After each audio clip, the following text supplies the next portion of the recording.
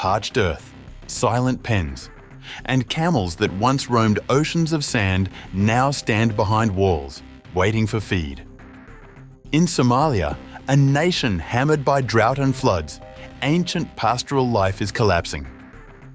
As the climate tightens its grip, farmers are fighting to save the animals that have sustained them for centuries.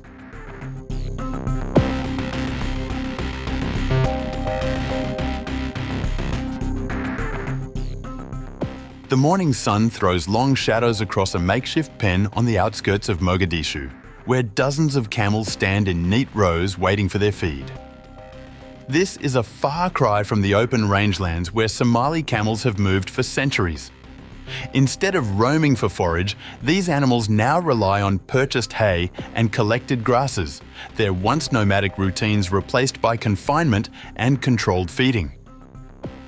For Somalia's camel farmers, this shift is about more than changing tradition.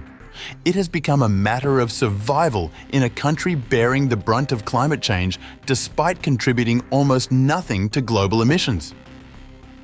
Somalia finds itself trapped in a punishing cycle. Prolonged droughts followed by destructive floods, repeatedly stripping pastoralist communities of their animals, their income and, tragically in some cases, their lives. Outside the capital, camel owner Abdirahman Abdullah works in dry, cracked fields where natural pasture has disappeared.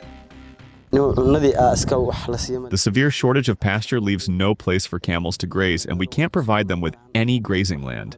During drought seasons, the scarcity of water and lack of pasture significantly compromise their usefulness, as camels face severe water shortages and animal food.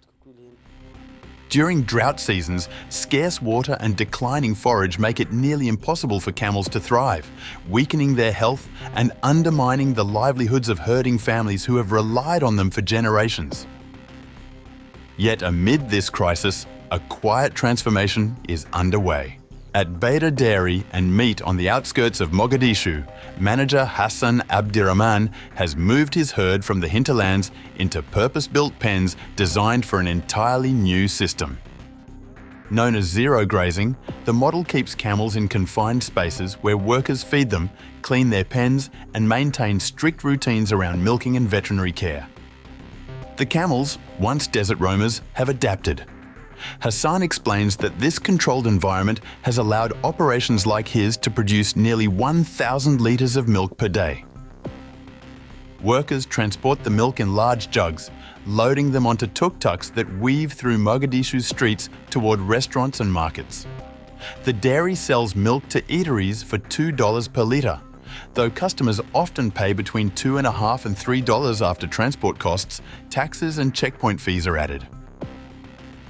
Meanwhile, at Hamar Wayne Butchery House, meat sellers display cuts of camel meat as customers navigate the busy stalls. These camels are in this pen. There is a big difference between them because some camels go for grazing and browsing, while others wait for fodder from you. There is a challenge for everything that changes. But we are experienced, and so we plan in advance for any possible challenge that can come, and we solve. As evening settles and the camels rest quietly inside their pens, the scale of this transition becomes unmistakable. Faced with climatic upheaval, Somalia's camel farmers have turned to adaptation rather than surrender. They have taken an ancient pastoral system and reshaped it for the 21st century, keeping their animals alive and sustaining the communities that depend on them. In a country battling the front lines of climate change, this shift to zero grazing is more than innovation.